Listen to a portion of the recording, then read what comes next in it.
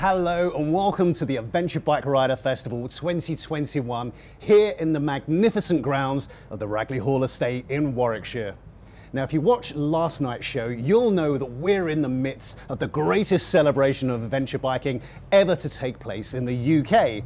And if you missed out on last night's show, well, the ABR Festival is 3 days of two-wheeled action at a 5-star venue.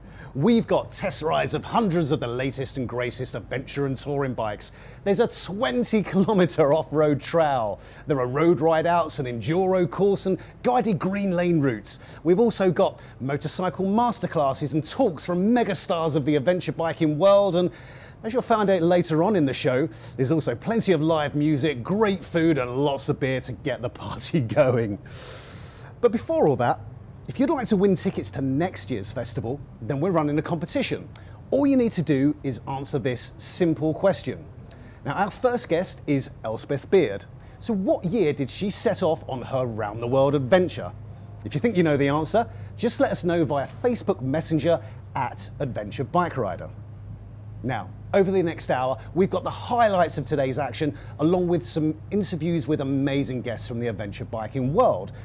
But to begin with, one of the biggest attractions of the festival are the manufacturers' test rides. There's literally hundreds of bikes to jump on and go and have a ride of. So myself and Ollie from the ABR team took a stroll down there early in the day to see how it's all unfolding. So it's just after 9 at the ABR Festival and already the action is happening. Behind us we've got people signing up for test rides.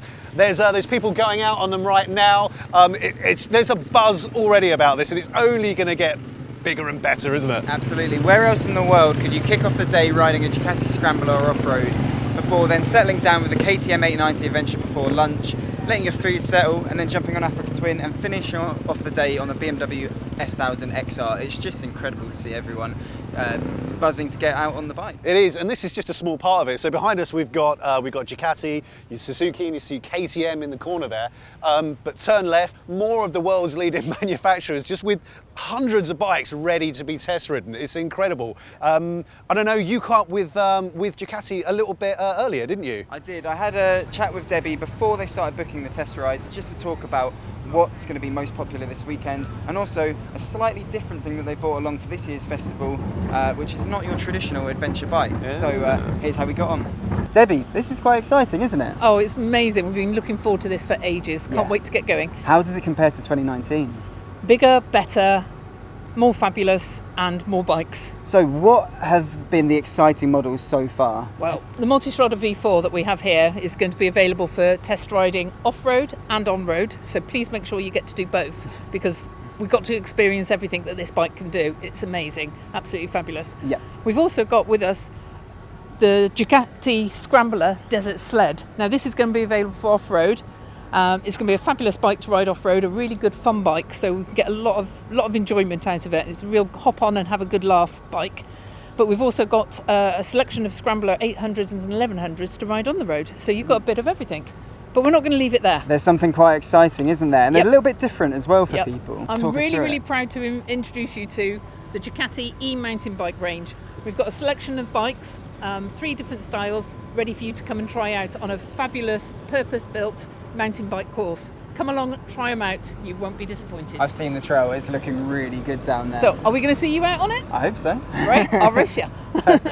So you were with us from one of the very first ABR rallies. What does it mean to be at an event like this after the year and a half we've all just had? Well, it's so exciting to be out here and meeting all the lovely customers. We had such a good time back in 2019. Some of the nicest people we've ever met at a motorcycle event and the best organisation. It was fabulous. We love the way ABR organise it. So to come back and it's even bigger and to be our first event after lockdown is absolutely fabulous. Couldn't think of being in a better place. It's going to be really exciting. I can't wait to meet everybody again and we're going to have a great time. Brilliant. Come and see us at Ducati. Thanks very much, Debs. I just bumped into a guy who knows a fair thing about motorbikes. I think you're confusing me with somebody entirely different, James. Christopher Mossy. Nice of you to say. You know, you're a bike journalist. You've been to a lot of events like this. How are you finding the ABR Festival? Let me tell you a bit of a story about in 2019, the one that you last had. Somebody invited me and I thought, another bike do? I don't want to go to that. I came here, within 10 minutes I'd changed my mind, and within about an hour I was in love with it. And when I was invited this time, I knew to expect the same thing, and here, presto, I am super chuffed with it. It's just like, there's everything here, isn't there? You know, there's loads of stuff to do, to get involved with, and I just love the fact that you feel as though you're with about 4,000 friends. Everyone's on the same side, aren't they? You know, it was last night, it was just like a load of mates down a very big pub. Everything's here, including a really cordial and very warm and hospitable spirit, you know. It's just, it's not to be missed. This is one of my favourite bike meets ever. And I'm a miserable git who doesn't often... So I know. Doesn't often compliment things that much. Really, really enjoy it. I've got to bloody go home tonight, would you believe? Mossy, enjoy the day. Have a brilliant time. Thank you. We'll Thanks see you a lot. later on. Cheers, James. Appreciate it. The sun's out and some of the test rides are coming back, and I'm here with Alan and Tim, who've just been out on the KTM 1290. Yep. How was that? Yeah, it was fantastic. Really enjoyed it. We had a really good route round. It was out for about an hour around the local roads, all through the beautiful countryside here. It was fantastic. I was on the 890, and it was a good long test ride that was well planned out, and you really got to grips with how the bike was going to cope in loads of different situations. You almost felt like you owned it at one point. You lose the group, and then just hammer on. But a good experience. So I think KTM have done well there. Nice. So are these the first bikes you've test rode this weekend, or have you been on any others? First one this weekend that we managed to. So yeah, we came and queued up this morning, got ourselves onto this one. We've got another one booked for later this afternoon. Who have you got for them? Got the BMW one. Nice. So going out on the 1200 990. Yeah, the urban scrambler one. Yeah, So very nice. looking forward to that. It's a different kind of bike to ride. Yes, I mean, a word about the festival. It's not every day that you can find somewhere where you can test ride a KTM in the morning and a BMW in the afternoon, right? No, exactly. Yeah, we want to see right at the end of the day if we can do a quick loop on the on some of the electric bikes, because there's quite a quick queue that's going through. So just out of the park and back in, but you know, big bikes, other big bikes, and then electric. Yeah. That's pretty special. So tell me a bit about the route. What kind of roads were you riding, and are you familiar with the area? Not familiar with the area. We're from down sort of Bournemouth area. Rode up yesterday, so it was great to go round. It was a lot of sort of through the country lanes around the actual Cotswolds. So really nice, few little villages you're going through. You get to go through towns, so you get to see how the bike feels through that, and then you're up to a national speed limit and get to ride on those roads too. Brilliant. And finally, a word about the festival. How have you been finding it so far? Yeah, it's brilliant. There's a lot of people here. It seems very well organised, and we're down last night, had food here last night, and going well. I'm with Stuart, Rob and Harry. You guys have just been out on a KTM test ride. What bike are we on? I was on a 1290 Super Adventure. 1290, and yourself? 1290, this one here. Yeah. And which one of these were you riding? You were- Which one of these would you like to ride? 1290. The 1290. How does it feel to be here at the festival and be able to test ride all these different bikes? It's great. I don't know where else you'd be able to do it, to be honest. And that was a great ride out. I mean, fair play to them. We had cracking roads, really good organised ride out, you know. And the bike itself, I mean, absolutely amazing. I'm a KTM fan anyway, and I have one, but not one of these. That's crap. So it could be on the shop list. Excellent, excellent. And what was the route like? What sort of terrain was it? It was a kind of mixture of urban roads and open roads, so it gave us a wee bit of everything. So yeah, it was great. 30 then 60. Excellent. 65-ish. And are you guys planning to test ride any other bikes, or have you test ridden any other bikes yet? I quite fancied the Ducati Scrambler. I quite like the look of that, you know, something a wee bit different. So you just wish you could get one, don't you? Yeah. A wee bike for you. That's it. And if you could take any of the bikes home from the festival, which would it be? This one, the big orange one. Yeah. It's a very, very good choice. Cheers, guys. Cheers, buddy. Thank you very much. Bye. And a little earlier, I caught up with Simon Roots from KTM to find out more about the bikes they brought to the ABR festival. Simon, what's it been like this morning at the festival for you? Busy. Busy. No, it's been really good. People have been flowing through from really early, and people just can't wait to get out on the bike. So we've been signing people up. We're running 1290 Super Adventure S's on the road, and we're running 890 Adventure R's off-road. So big queues of people, people jumping on our display bikes. It's been brilliant so far. Yeah, yeah. And so can you, as well as those models, what else have you got here?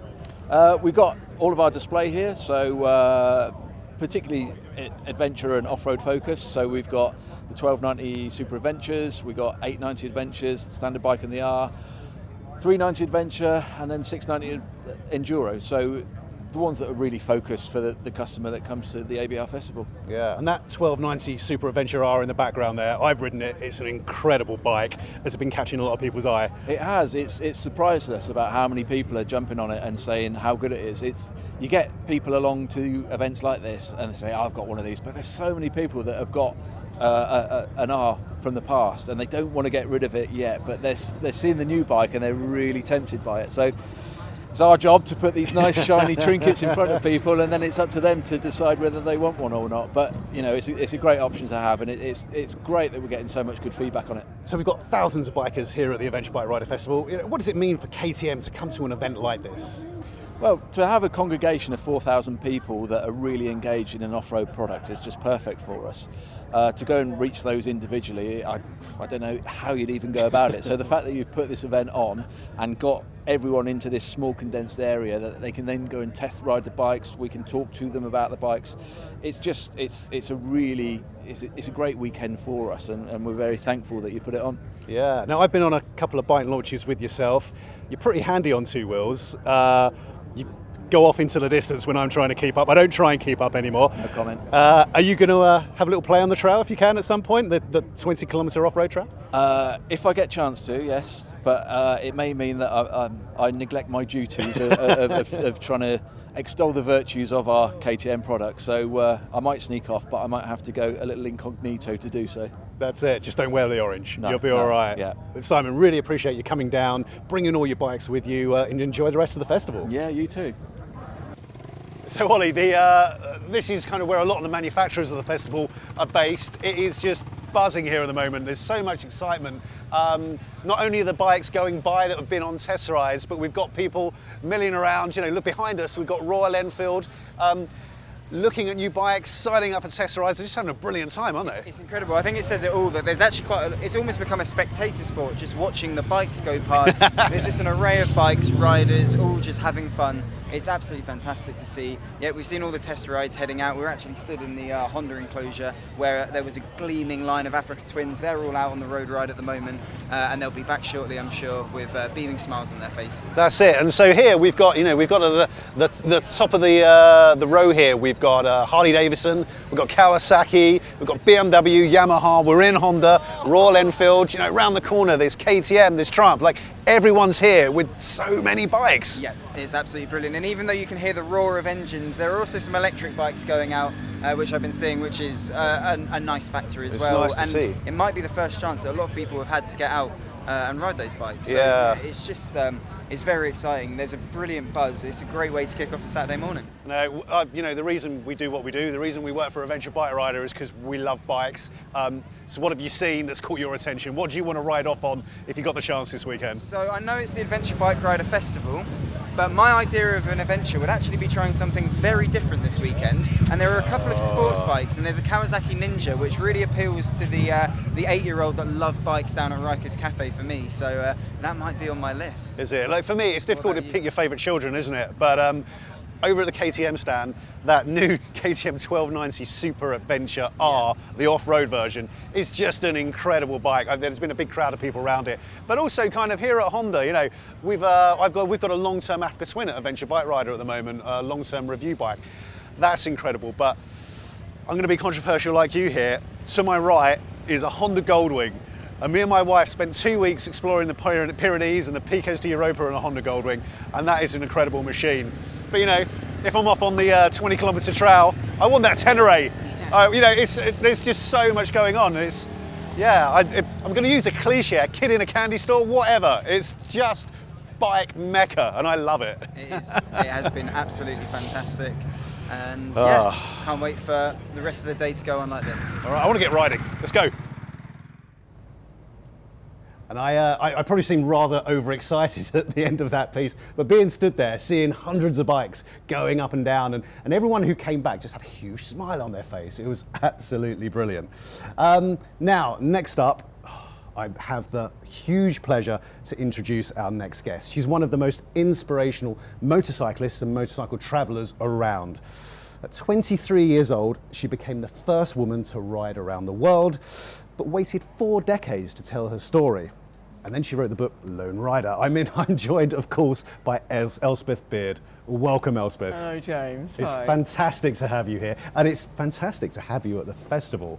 So I have to ask, how have you been enjoying it? It has been really, I honestly, it's just so nice to be back at an event like this and to see so many people out having a great time, everybody out on their motorbikes, people, it's just been amazing. It's been a really, really amazing weekend. And what have you been doing throughout the last 2.5 days are we on now? Well, I've been busy. I've given several presentations and talks. I've been selling my book and just talking to people. It's just so nice to talk to people. We're outside. Face to people. face, talking to people. It's been brilliant. That's it. And I know you probably hear it a lot, but you're an inspiration to a lot of riders. I know one person who I know actually they cried when they said they knew that you were coming to the festival and they would get to hear you speak. I genuinely was like that. But I introduced you as the first woman to ride around the world solo, but recently you find out that actually that might not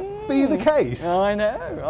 No, it's amazing. This story about this other woman called Mary, and she and actually quite similar to me, where she rode her motorbike around the world before I did. And her story has been completely unknown about until I think it was in April. It was somebody in Australia found some article, some newspaper article that was written in a newspaper out there, and managed to track her down. And because she was married, she changed her name. And anyway, so finally they found her, and I went down to meet her, and we had a fantastic day. She's really lovely. And was we that in Paris? No, she's in Portsmouth. Oh, in Portsmouth. Well, that's a little less exotic, but Portsmouth's still a wonderful place to be. So we had so many stories in common. It was wonderful to meet her. So she rode a BSA Bantam, a 175, and there I was thinking I was, good, riding a nice, comfortable BMW, a BSA Bantam, and I think it was 67 to 76. So it was like 7 years, but she did work in it. I mean, she did her trip in a slightly different way to I did. So she, I think, but she kind of worked for 6 or 8 months, and she did a bit more, then she worked for a year somewhere else. So she really did work her way around the world. But I mean, an extraordinary story. Anyway, so she's writing her book, so really looking forward to that. Looking forward to the writing. And talking of books, I've read your book, Lone Rider. It's a brilliant read. I'd recommend it to anyone out there. If you're into biking, or not to be on their interest, if you're into travel, you'll enjoy it. And I know earlier in the day you were down on the main stage giving a talk. You had a huge crowd there. But what I found very interesting is you did your ride, I won't say the year because that's our competition question, but it was a few decades ago, but it took you many, many years to tell the story of your book. And why was that? Well, much the same as Mary, really, because when I got back from my trip in 1984, nobody was interested in my story. Nobody really wanted to know what I'd done. At the time, I contacted the bike press, and just people just weren't interested. No. And I think it was just a different time, a different era, really. But it was fine, because in those days you didn't, for me, I wanted an adventure and I wanted to see the world. And it was not about being the first or the youngest or whatever. It just wasn't about that. I just wanted to travel and see the world and have an adventure.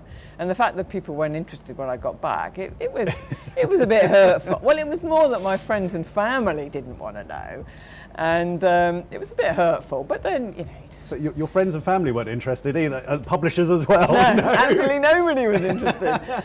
So, but it was fine, and actually it's quite good because now 35 years later, it's all kind of come back, and now I have a whole, my life now has completely changed. So my story, or my journey that I did 35 years ago changed me completely then, and then it kind of lay dormant for, 35 years, and now it's all come back, and I do these amazing events, and I get invited. I come here, So it's been brilliant. So it's almost like having kind of a lost manuscript in the attic. Yeah, it's actually in your mind. Yeah, I know. Great. So it's really good. So what does it feel like to be? You come to the ABR festival. It's a huge event. It's absolutely fantastic, and you've been an architect for the past however many years, and suddenly you're a superstar to these people. What does it feel like when you're on stage there? Oh, it's.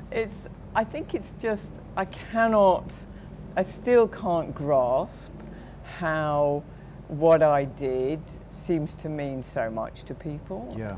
It's kind of really, I still don't get it. And it's so nice when people come up to me and say, you inspired me to go off on a trip, or you inspired me to get back on my bike again, or it was because of you I went around the world. And I think, well, that's fantastic.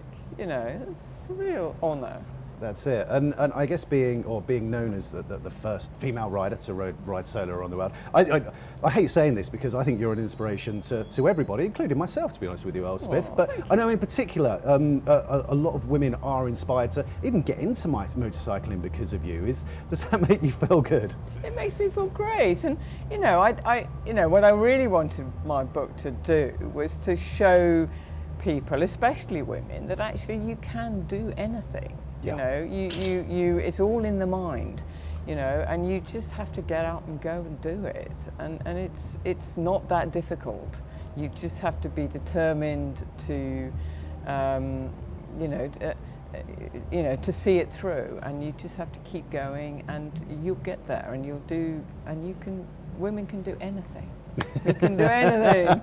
So talking, that mindset, can I take you back those however many decades to when you were thinking about taking off? You were 23 years old.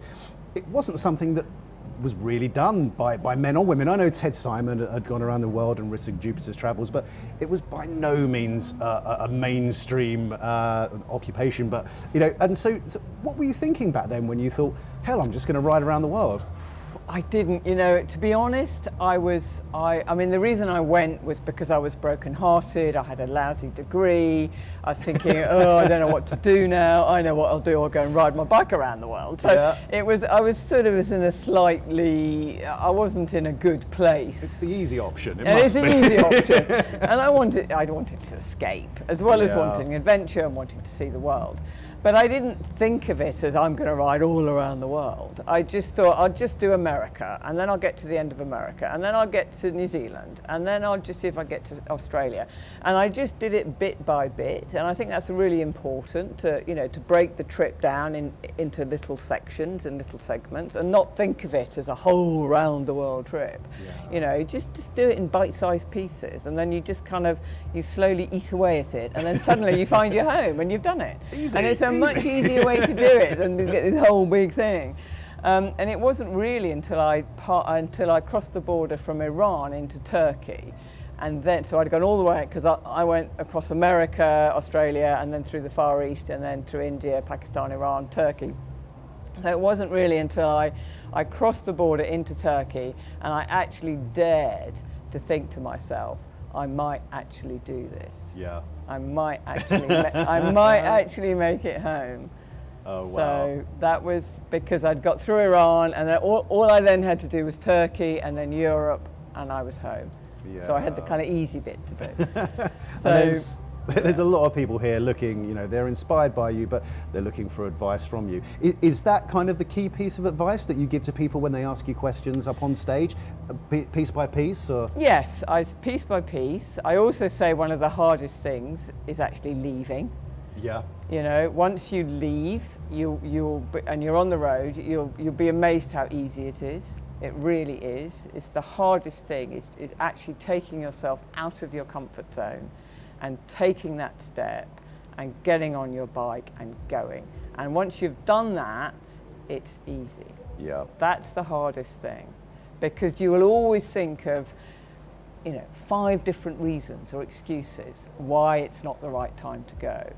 Yeah. And you've just got to go and do it. Yeah. And stop making up reasons and excuses. And so you went around the globe. I know you spent some time in Australia and various other countries. It wasn't kind of one quick hit, but you said earlier that you were escaping a broken heart and a degree you weren't particularly proud of.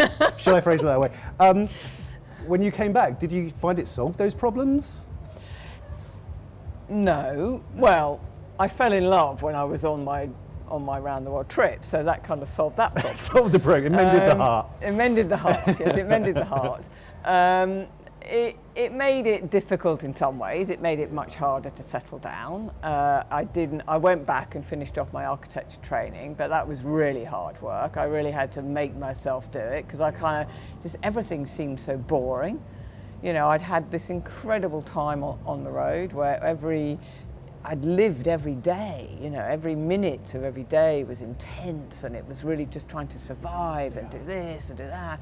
And you're constantly, and you really feel alive. And to go from that to just kind of coming home and it's just bleh. And it was really difficult. And so I really had to push myself a lot to get myself through the my final 2 years architecture. And then I got a job, and that was kind of hard work. I really had to push myself through that. And then it was really finding the water tower in 1988. So that's where you live now, isn't it? That's where I live now. And then that was the sort of thing that gave me, that was my next challenge, my next project. So I had something to focus on. I had something I could completely absorb myself into.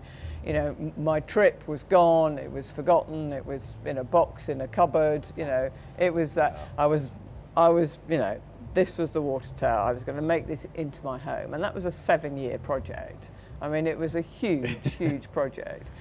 And during that time, I had my son was born. I had a lot of personal problems. My father, anyway, it was difficult times, but good and bad. Good and bad. So then I had another project, and then I started up my own architectural practice. So that was the next stage of my life, and then I'm here. Then you're here. You wrote a best-selling book, and are here at the ABR Festival with us. Elspeth, I could sit here all evening hearing about your adventures. It really is a genuine pleasure to have you in the studio. I'm afraid we have to cut it off now, but hopefully I'll see you later on tonight. Absolutely. It'd be great to catch up a little bit more. Absolutely. Elspeth, thanks so much for joining us, and enjoy the rest of the festival. Thank Please you very do. much. Thank you. So here at ABR, we're big believers that you don't need to go off-road to have an adventure, but it's also a hell of a lot of fun if you do. So here at the ABR Festival, we've got an off-road training zone where you can learn how to ride off-road, pick up some hints and tips, and gain confidence if you haven't done it before. So Ollie from the team and myself went over there at the start of the festival, before the bikes were running around, to find out a little bit more about what was going on. I'm here with Dakar hero Mick Extance at the off-road training zone at the ABR Festival. Now Mick, you're here with Harley Davidson's today. What are you doing throughout the festival? We're going to, get Harley Davidson's bike, hopefully out and get people smiling and riding Pan around. America? The new Pan America. We did the launch for Harley Davidson. Very, very nice bike. So hopefully now we can kind of get the public on it and come and enjoy a beautiful area and introduce yourself to the Pan America. Yeah, now one of the key things for us when creating the ABR Festival was that it should be an opportunity for people who might not have ridden off-road before to give it a go. And I think your area is kind of almost designed for those people, isn't it? Absolutely, yeah. The same as our school. We're a big passion to get more and more people involved. And from a safety point of view, I think riding off-road is a big step to help in road safety. So, let's bring them along, introduce them to riding on different surfaces, and then going out to see some beautiful countryside and enjoying that kind of adventure riding, which is what it is. Yeah. I know you've ridden 8 Dakar rallies, you know, you're pretty handy on a motorbike. What do you think of, you know, the grounds of Ragley Hall, of somewhere for people to get out and ride? It's amazing, you know, and I'm sure we're all going to be walking around with smiles on our face. We've been through very, very hard times, and it's so nice to be welcomed back and share what we all love, which is bikes. And it's not all about the bikes, it's to get this whole feeling of this back again, isn't it? And just walking around for 10 minutes just now, hello, how you doing? We've not seen for people for so long. And this is what we are, innit? And it's a great place to do it. I'm sure it's going to be an amazing, busy show. And let's get people leaving smiling and hopefully driving this message forward. Yeah, and what does it mean for you, and I guess Harley Davidson as well, to be a bike show and a bike festival where people can actually ride bikes? Yeah, it's my passion, you know. I've had a great time riding bikes, but now I want to get more people involved from a safety point of view and sharing our passion with us. And that's great to be opportunity to share this. To work alongside Harley Davidson for us is a great opportunity to do it, and to get people riding around on their bike is going to be a great kind of experience for us. Good stuff. Now, I can't think of too many better people to teach you how to ride off-road than yourself. And now I hear a rumour you've committed to the Dakar Rally for a 9th time. Is that true, and it why? Is true. Well, many reasons really. You know, from the age of 17, when like most of us stood in a pub having too many beers, that crazy race grabbed my attention. Had an amazing time, fell in love with it. And then 2017 I got diagnosed with a brain tumour, and the Dakar was a big way to try and respond to that and drive myself forward. So I returned in 2020, and now I just set a little academy up with there's 5 of us hopefully going in the Dakar original class. So we're going to go and do the real Dakar, the real way. And it has to be me as one of those competitors. So I walked into the bank 2 days ago and put some money down, so now it's happening, isn't it? And yeah, that'll be my night for rally, and what an amazing opportunity. It's always, to me, been a privilege and an honour to go and do it. So now the journey starts of training and preparing, and head back to Saudi and experience the Dakar again. Oh, Mick, you're a hero of mine. I'm sure you're a hero of many people watching this. So thanks for coming along, and thank you for passing on your knowledge to so many people at the ABR Festival. Yeah, no, please come and join us. You know, there's safety as a start. Let's introduce people to riding on different surfaces and enjoying an amazing festival in one of the most spectacular venues you could find, I think. Fantastic. Thank you very much. So I'm down here at the Off-Road Skill Zone with Tim, who's just been out with Sweet Lamb on one of their KTMs. How was that? Outstanding, really good. It was worth coming just for that, actually. Brilliant. I had to get up early in the queue this morning, 7 o'clock, but and actually I thought we were going to be restricted to this sort of nursery area here, but when we got here at 11 they said the course was open, so it was straight out. So what about your off-road experience? Is this the first time you've been off-road? Yeah, pretty much. It's the first time I've done it properly. As a lad we used to have bikes that we used to rag around the fields, and then I was the OC of the Flying Gunners motorcycle display team. In the late 80s we had SPs, 370s, 400 Suzukis, so we did a bit of off-roading on the Woolwich Common and what have you, but nothing like this. You know, nothing on a trail with a bike as agile as this. So yeah, it was outstanding. So what was one of your favourite parts of the trail that you've just done? The trickiest part actually was there was a downhill wet bit, and that is really tricky. Yeah. Because on a road bike it's majority front brake and a bit of back brake. On these it's back brake or you're off. So and you know the throttle control's completely different. My bike doesn't respond like that. Yeah. These are amazing machines. So what was it like to have a bit of training as well? Good. Did you get nice and comfortable? Yeah, because I was quite nervous to start with actually. You know, they're big bikes, they stand tall, so you know just a few, and the technique's different. You know, it's opposite bum cheek when you're going around corners. So yeah, it was good, and the training was good. Brilliant. And then they said, right, let's go. So we went. Yeah, and the smile on your face says it all. Yeah, I mean, in a sentence, how was that as an experience? Brilliant, loved it. Yeah, it was. I got my money's worth in half an hour. Thanks very much. And the rest of the weekend, I mean, a word on it? Yeah, I'm here overnight tonight. If I'm tying up with a couple of pals I haven't seen since the 80s in the bike team. Yeah. So we had a couple of beers last night. I'm going to join the queue again tomorrow early, see if I can get out on the KTM road bike for a ride through the Cotswolds tomorrow. Amazing. And then I'll head home tomorrow afternoon. Hey, I'm down at the Adventure Park with the architect of the incredible off-road course that's going around at the ABR Festival, Craig Niven. Craig, give us a rundown. What's different about the Adventure Park compared to the rest of the AX41 Adventure Trail? Well, we've designed the Adventure Park to be a step up in the confidence level. You know, there is some big hills, there is some water crossings, some steep downhills. It's a real park for people that are confident at the riding. The great thing with it, though, we've got the the training zone over here with all the manufacturers and people that are offering off-road training, and they'll also bring you out into the adventure park, and they'll teach you how to go through the downhills. They'll teach you techniques and get you to build your confidence on their bikes, and in a more controlled zone with professional help, sort of thing. It's really special. Perfect. So talk me through some of the features. What do you think are the ones that are going to catch people out? Do you think there's any that are going to be particularly tricky? 100% we know the one that catches everyone out. There's a bomb hole down there. It's got some water in it, and then it's directly into a steep grassy climb. Yeah. And by the end of the weekend, it'll be a mud pit, and it's really fun. You know, if you can just keep going at it with a bit of momentum and a bit of speed, you'll get up to the top with no problem. Perfect. If you don't, you'll fall off slowly. Yeah. Are there any other sections that you're looking forward to riding the most? Definitely, we've added in at the top of the hill there now, we've added in another bomb hole that drops in quite steep. I'm looking forward to riding that. It rides a bit like a roller coaster in the off-road buggy that we're using to set up. Yeah. So that's real looking forward to. And then the final climb, because we've made this so it's a circuit that you can actually go round on its own, contained, so you can just keep looping and looping. Mm-hmm. The final climb out of it is going to be tricky because it's quite a sharp turn into it, and it's a steep climb straight up a grassy hill. So it's a definite step up in skill. 100%, yeah. If you've gone round the main trail and you've done all the expert stuff and you thought it's not good enough yet, you know, I want a bit more, you know, you can come here and really test yourself. So tyres, kind of bikes that you're expecting people to be riding around, and you've seen people riding around today? I recommend mud tyres. To go into this, you know, you want at least 50-50 adventure tyres to go into this.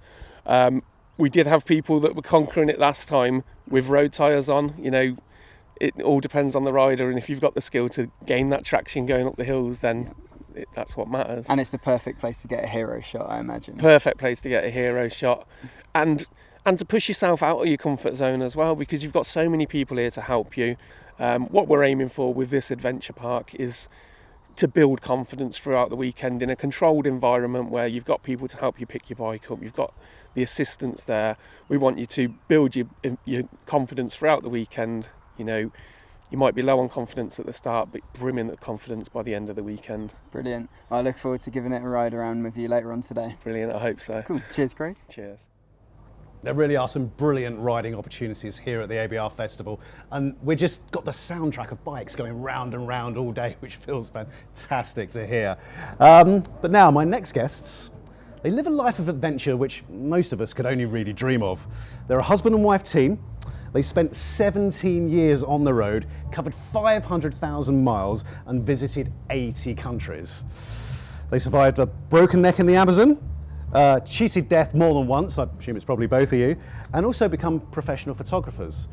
They are, of course, Simon and Lisa Thomas, better known as Two Ride the World. Welcome to the studio, guys. Thank you. Hi. How did we live up to that? I thought you wrote it. You know, it wasn't in my handwriting. I wish. I think my mum wrote that. That's it. And awesome. She's a very proud lady, and she deserves to be. How are you doing? How are you enjoying the festival? It's great. It's like a breath of fresh air. I said to Simon, it's waking up in the tent and it was raining, and I'm like, oh, it's raining, and then I'm like, but we're in a tent and we're at a festival, and it feels normal. That's it. And we've somehow managed to only make it rain at night.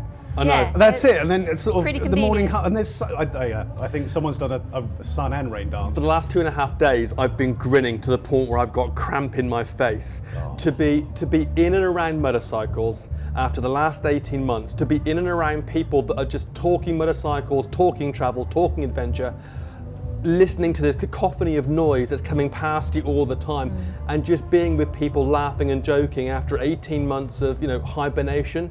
And for us, we've been stationary. Yeah. Mentally, it's an absolute godsend. Awesome. And I've been walking around the site a lot, and every time I see you, you seem to be on stage somewhere with a huge audience enraptured by what you're saying. Can you let us know what you've been up to at the festival? Well, I actually think it's the people we've been interviewing. that have been drawing the attention rather than us. Because you've been on the Harley stage, We've been at the haven't Harley you? stage, at the campfire section, and so we've been interviewing everyone. Only 30-minute slots, but I think we've been getting some really nice little stories out of people, asking some unusual questions as well, making them think about it, which is good, and having a lot of audience interaction, so that they can actually come along and go, oh, I've always wanted to ask Elspeth this, or I've always wanted to ask Charlie that, and giving them the opportunity. Mick Extance, Chris Scott, Yeah. Vanessa Ruck. Again, people that we follow and that we learn from, and suddenly we're getting to meet them, and some of them are old friends, but most of them we haven't seen for a long, long time. So again, getting up close and personal and being able to ask them questions and get feedback. For us, it's absolutely fantastic. And being able to share that with an audience and giving the audience a chance to ask these heroes questions and get feedback is awesome. That's great. And you guys have, if ever the term been there, seen it, done it applies to anyone, I think it's probably you guys. And it's probably easier to, I don't know, have a list of places you haven't been to than places you have. But Yeah, 17 years probably. on the road, you've done so much. When you come to something like this, how does it feel to be around so many people that are aspiring to do something like that? Actually, it's pretty humbling, because we still get a lot of questions. You know, how do you do this and how do you do that? And yet it's strange, because I remember asking those questions of people like Chris Scott or like Sam Manicom. And Lisa and I have had the huge privilege of visiting all of these countries and spending time together and traveling. But we don't have, or didn't have, a set of skills that made it easier for us. And the message we want to convey is, look, if we can do this, anybody can. And you'll talk to Elspeth and Sam, for example, and they'll say the same thing. The most difficult part about traveling, and this is what you want to try and convey, is those first few steps and getting out there. And once you do that, it just takes off. And being able to try and get that across. After that, yeah. I use the word a lot, but we genuinely feel privileged to be invited along to this kind of event to share something that we're already passionate about, that we love. We want to convey to people, that go and travel. Once obviously the COVID situation becomes a little more quantifiable and manageable, travel really is a privilege. And if you have the opportunity, no matter how close to home you have to go or how far afield, jump on it with as much gusto as you can manage. It's touching, Simon. Tears coming to the eye, but no, it's a good point. Now, Lisa, I've got a question for you. Almost 2 decades on the road with this man, and I've got to know this man pretty well over the past couple of years. Yes, I know. I've been listening. Simon writes the photography masterclass section in Adventure Bike Rider magazine, so I get a few phone calls every now and then. Submissions for travel pieces. Hey that are James, about was it okay? 5,000 to 6,000 words over the word limit, but yeah, sure, I can take that. It's fine. Have the whole mag, Simon. But no, Lisa. So 17 years on the road. How have you not strangled him? I've actually tried a few times. Have you? Yeah. Yep. And that's, We've got a safe word. that sleeping, the sleeping bag sometimes can come in very handy. I don't know. It's actually, for me, it's been a lot easier to be on the road than it has to be confined almost in a home environment. The lockdown has been pretty hard, because even though we're used to being together all the time, I mean, that is 24 hours a day, 7 days a week, 365 days a year.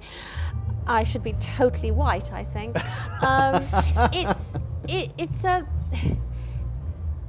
You're outside, you're constantly moving, there's a lot to occupy your mind when you're on the road. And we're separate in a way, because we both ride our own motorcycles. So you have a lot of meditation time, you have a lot of time in your own head. Have there been times you've wanted to kill me?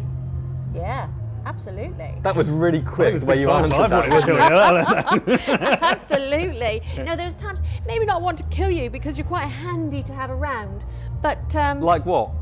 Well, you're handy to get around female border guards. He's good at that. The charming Simon. Female female policemen. To be honest, I'm not fussy.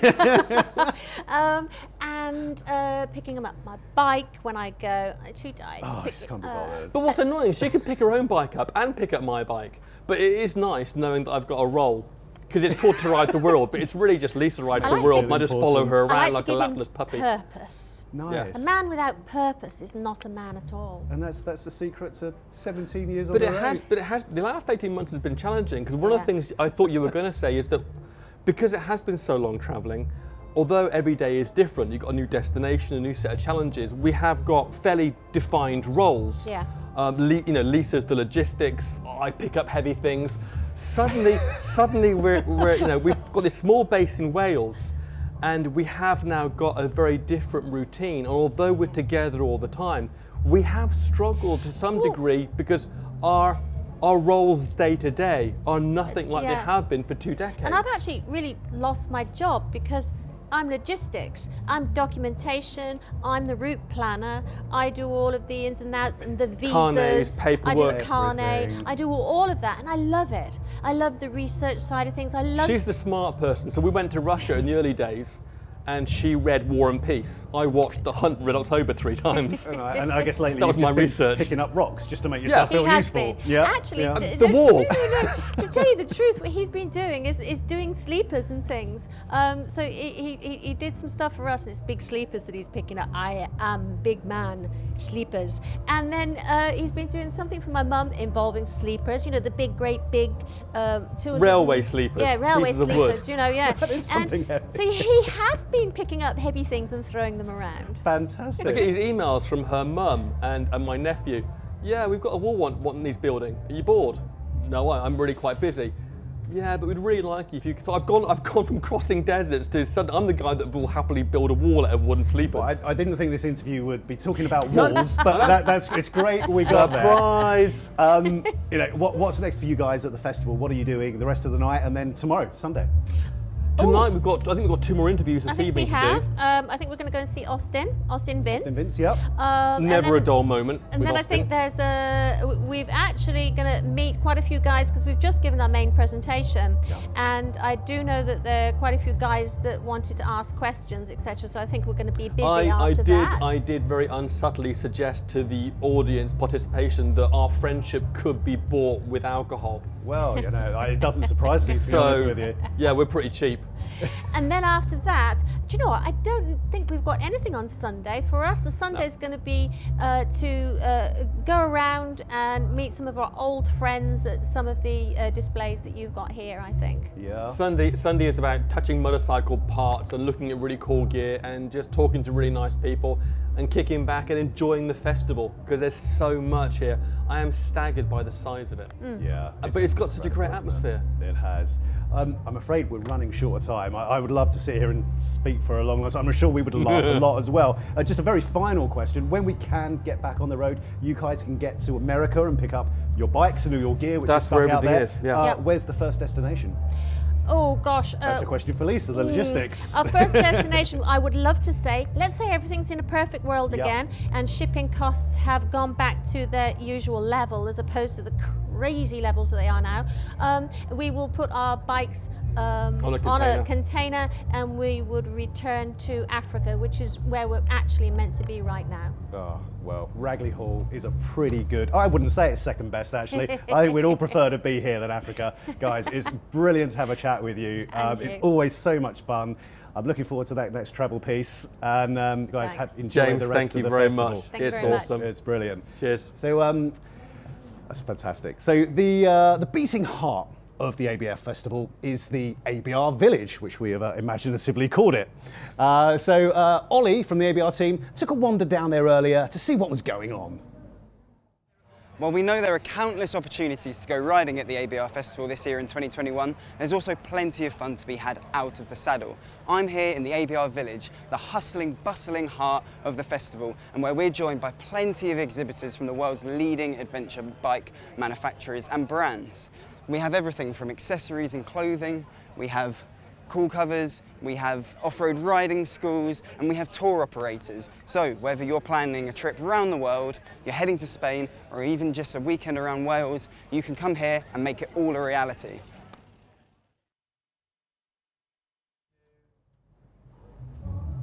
That's Ollie doing a masterful job there of the walking and talking, not tripping over anyone. I'm sure that was the first take. definitely, definitely. Now, one of the biggest attractions of the ABR Festival, along with the manufacturer test rides, is the AX41 Adventure Trail, which is sponsored by Bridgestone and the AX41 tyre.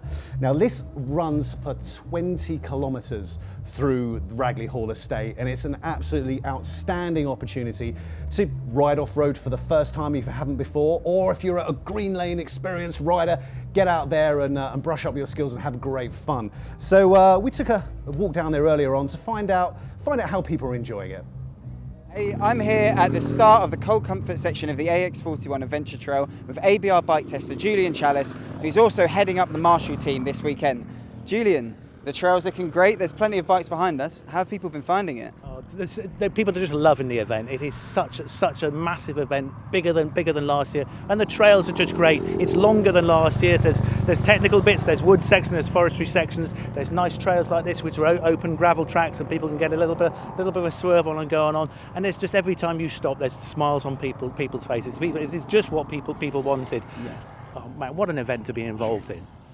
It has been great, and this morning we've been looking around the adventure park, which is a little bit tougher, but I personally love this section because it's nice gravel trail sweeping through fields and then going up through woodland, and it really is open to all abilities. What kind of bikes and riders have you been seeing out on the trail this weekend? We've got a huge range, and obviously all the major adventure bikes are well represented. We've got loads of GSs, loads of Africa Twins, multi-straders, all the regular suspects are here, and there's a smattering of it. I mean, enduro stuff. You see going behind us now, a good selection of bikes. There's some WRs or adventurized bikes. A lot of KTM 690s in full adventure trim, which is really not nice to see. There's some classic stuff. There's old BSAs going past. There's old Africa Twins riding alongside the new Africa Twins. There's a couple of sidecars, a couple of Ural sidecars going round.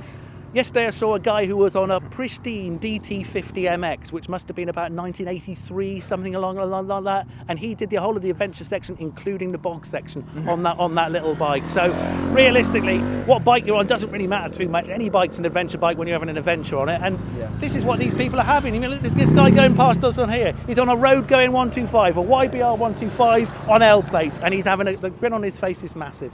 This is just such a feel-good event. It's wonderful. Brilliant, and it's so nice to see. And I know, obviously, heading up the Marshall team, I know we've got a lot of comments from people saying the Marshall team are there on hand to offer guidance and help people out. I mean, they've been doing a cracking job all weekend, haven't they? Yeah, well, I'm really good to hear that. I've got together a group. I'm in Bristol TRF, and I got together 18 of the guys from Bristol TRF to come over. We're camping on site or running the course for me. And because we all know each other, they're all looking after each other and looking after riders. We're all riding around on little bikes because it makes it easier to get around. So we're on little enduro bikes, not the bigger stuff, but it means we can nip around between sections. Because in the early mornings when it's been a little bit damp on the grass and it's been a bit slippery, but our guys have been helping people. We don't help every person up. We can't be lifting GSs or Africa Twins all day, but they're helping people out and patting them on the back. But most people are nothing more than a bit of dented bride, rub it down, and a few battle scars on the bike, then you're good to go. Perfect. Now I reckon this might be my favourite section just for the scenery you're riding through. What's your favourite section? I think when we go over to section 3, which Alan the owner has called Canada, because there's a load of logs alongside the trail. It's a lovely sweeping trail in woodland, goes all the way down for about a K and a half, and then cuts through some woodland. Bit of a water splash, which is catching people up, and then up through some farmland, going down around the sides of the field. So it's just great stuff. You get up on the pegs and just smile and realise how lucky you are to be doing this. Brilliant. Well, thanks for all your work, Julian. I'll let you crack on. I'm sure there's some people needing a few pointers and tips here and there. Well, more than that, I think the marshals need lunch. Our next guest is one of the biggest stars of motorcycling on social media. But behind the photos and videos of her riding in exotic parts of the world and closer to home, there's a story of courage and determination and a 7-year fight to recover from a pretty horrific motorcycling accident. I'm of course talking about Vanessa Ruck, better known as the girl on the bike. On a bike. Welcome to the festival, Vanessa. Thanks so much for having me. I was actually on a bicycle. I wasn't an active motorcycle rider at the time of the accident, which a lot of people don't realise. It's all been a journey since. It has. Yeah. We'll hear more about that, but just to begin with, can you let us know how you're enjoying the festival and what you've been up to here? Oh, it's been fantastic. There's something about combining like a beautiful estate, sunshine, we've had a little bit of rain, motorbikes and the ability to get on new bikes and go off and try them off-road, live music, friends, it is by far my best bike event. Yeah? Yeah, and I'm not just saying that because I'm talking to you. I absolutely love it. I feel like I'm running around a little bit like a headless chicken. Yeah. But I feel like I don't want the weekend to end. At some point I need to sleep though. You'll just end up exhausting yourself, just dropping, but that's it. Now, I know you've spent quite a lot of time in the Bike Social Masterclass tent. Yeah. What have you been doing there? So I've been hosting, it's been fantastic. We've had a huge range of sort of guests basically giving us knowledge and experience from everything they're going through, from putting up tarps to bike maintenance, how to get into rallying. And I've been really lucky to be able to host, entertain, bring them in, do question and answers. I've learned a lot and there's been a lot of giggles, let's just say that. Yeah? Yeah. Good stuff. And what does it mean for you to come here? Because you've got God knows how many followers on social media. It's tens and tens and hundreds of thousands. I'm sure you're getting recognised throughout the festival. What's it feel like to be here within this community who probably you only interact with online usually? Yeah, I work really hard to try and be very close with my followers. No matter how many of them I have, I want to be a real person. I am a human person going through life's battles just like everybody else. But getting to meet fans in person is just so amazing. And I often get messages from people saying, I saw you, but I was too scared to say hello. And I'm like, no, come and say hello, I don't bite. I get so much energy from chatting to you, and particularly when I've gone through some pretty dark days and I've been pretty determined to share the ups and downs of life. Like, life isn't always perfect and rosy, we have battles. And so when I meet fans who get energy through my energy fighting battles, it gives me more energy somehow. I love meeting people, and especially the selfies. Yeah. Well, we touched earlier on the fact that you had a bicycle accident, and you spent 7 years, and was it 7 years and 7 surgeries? Yeah, 7 years, 7 surgeries. Recovering from that. Yeah, basically I've got a reconstructed right shoulder and right hip. I'm determined to not let that stop me in life or slow me down. I live and manage pain on a daily basis, but this is the one home I'm ever going to have, and I don't want to sit at home and watch Netflix. I'd rather get out there and try and make the most of what I do have. The 7 years really was just because the human body is an incredibly complex thing, and there was a lot of battles trying to figure out why it was hurting so much, what was wrong, and it almost worked out a surgery every year across the 7 years. So I kind of describe it as a roller coaster where there were ups where I was getting a little bit fitter, maybe recovering, maybe then able to ride a bike. And I'd realised that I just really hurt, and I was 28 years old, I was 30 years old. I shouldn't be dependent on painkillers, and I hurt. And I'd go back to the medical team and they'd look again and realise that the reconstruction had failed and I needed more surgery, and sort of the roller coaster was back down.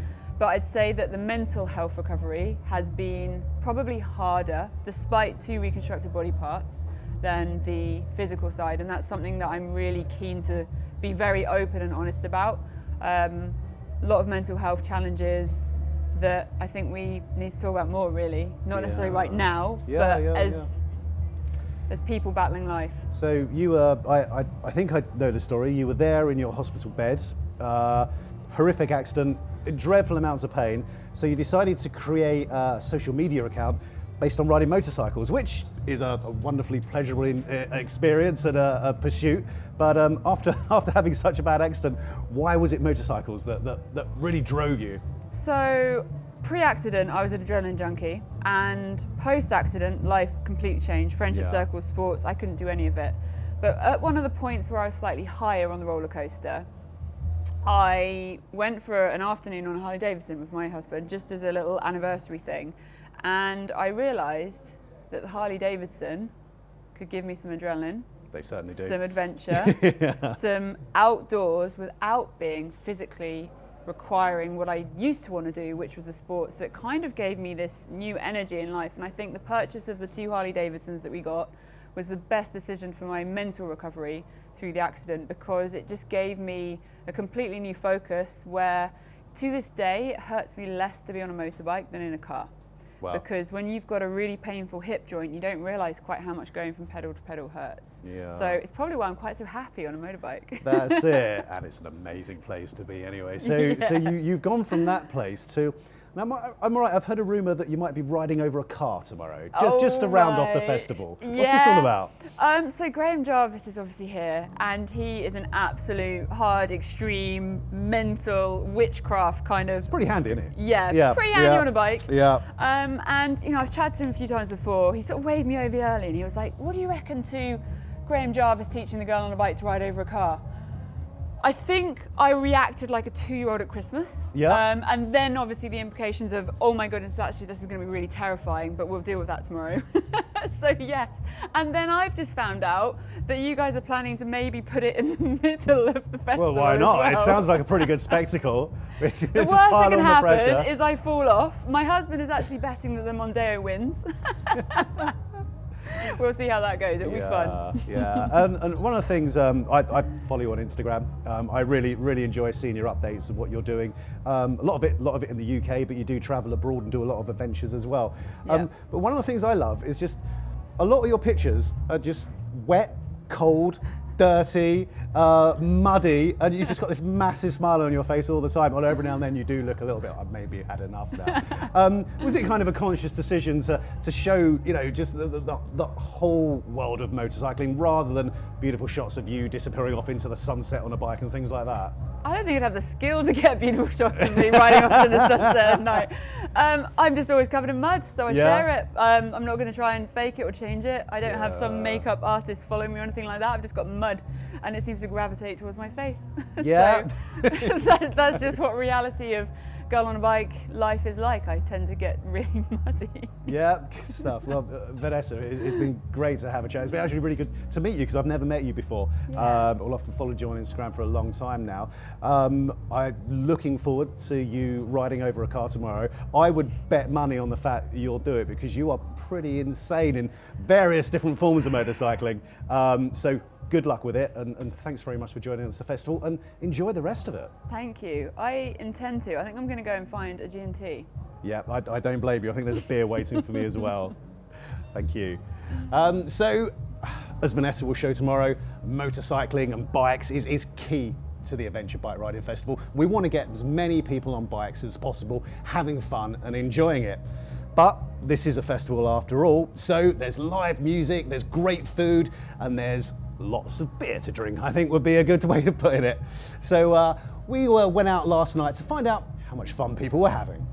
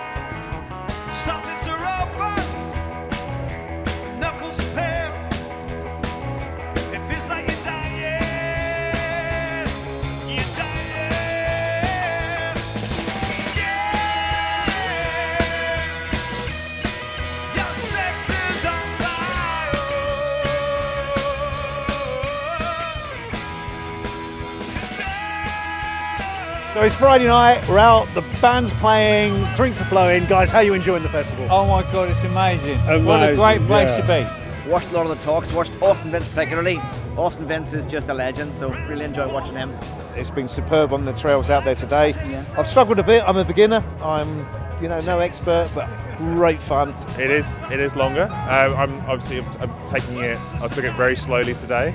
It's brilliant, and because, like they say, the trail now is bigger than it's ever been. Speaking to a lot of people, just saying, "Oh, the wet grass and it's very muddy and slippery." I'm like, just take your time. Be better riders, have more adventures. Been tearing around the loop. It's really good fun. So Tonight now we're here. We're going to have a hell of a party. It's so nice to see so many people. It feels like we're getting back to being out and enjoying the festival atmosphere. Superb. I would say it's the best biking festival that I've been to. And it's not long enough. But yeah, as you see, like, it's just a beautiful and wonderful thing to see people who like the same thing all coming together again. It's been absolutely amazing. And everybody's here for the big party as well, so you can't beat it, can you? Just fantastic. Great venue, really well organised. Great food as well here, just superb. And you know, full credit to all of you lot, the ABR magazine, and put it on because you've done a superb job here. You really have. It is awesome. And if you've not had the chance to come before, make sure you do next year.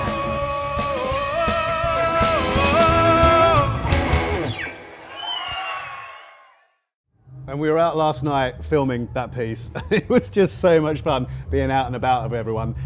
Ollie from the ABR team has joined me in the studio for, well, the wrap up of our festival show. It's watching that, Ollie, it kind of made me feel a little bit emotional, and the festival's not over yet, is it? There's still another day to go, but yeah, how's it been? It's been brilliant. I think the energy has just been fantastic, and that video there just sums it up for me. It's just a feel-good atmosphere. There's music, it's a festival, it's not a rally, but there's so much riding on offer. And I've been, as you've seen with throughout the show, gallivanting across the site on the Adventure Trail, frolicking in the fields, and it's just stunning. Ragley Hall is huge. It's so big, you can't walk across it. It would take you hours. It's just, what a venue, what a festival.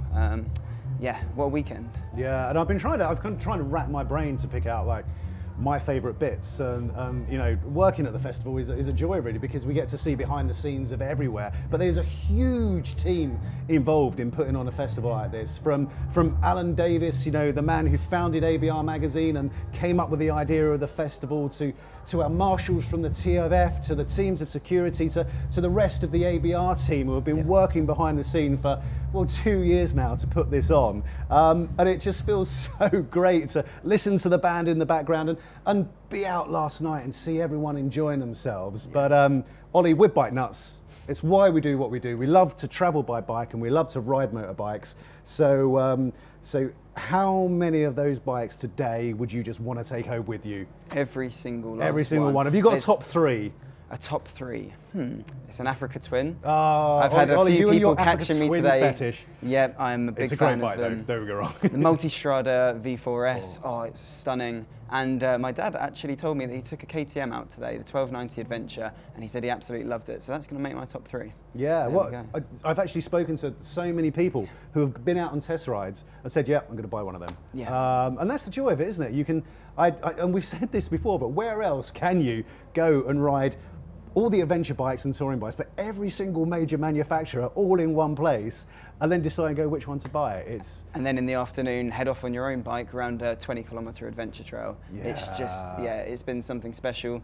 I think, it's been the best weekend of biking that I've had. Now, believe it or not, Ollie and I, we've been working very hard. We've been busy boys, and we haven't had a chance to ride the AX41 Adventure Trail yet ourselves, have we? We've been out in buggies. Ollie's been out pegging the route out in the week before the festival, so we've got to know it pretty well. But tomorrow, are we finally going to get out and ride this thing? These two bikes have been sat here in the studio. Dormant, haven't and they are ready to be ridden. I can't wait. Which one are you taking? Well, these are Ollie and I's long-term review bikes for Adventure Bike magazine at the moment.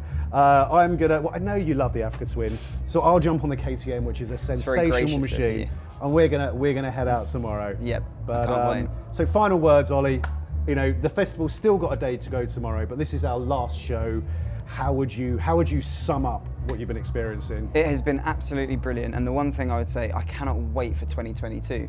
Speaking of 2022, we have a competition winner to announce. We do. I almost gave the answer away talking to Elspeth earlier. So our competition winner, if you want to repeat the question. Do you not know you've got the answer, but you don't know the question? Well, it was 1982. I will repeat the question. What year did Elspeth Beard, our first guest and the first woman to ride solo around the world, until we found out that she wasn't, set off on her around the world journey? and that was 1982. It was a trip that took her 2 years, and our winner is Richard Gilbert. So Richard, if you're watching, we'll be messaging you shortly after this event, and we'll get your tickets sent out to you as soon as they're available. Well done, mate, well done. You're very lucky. We look forward to seeing you next year.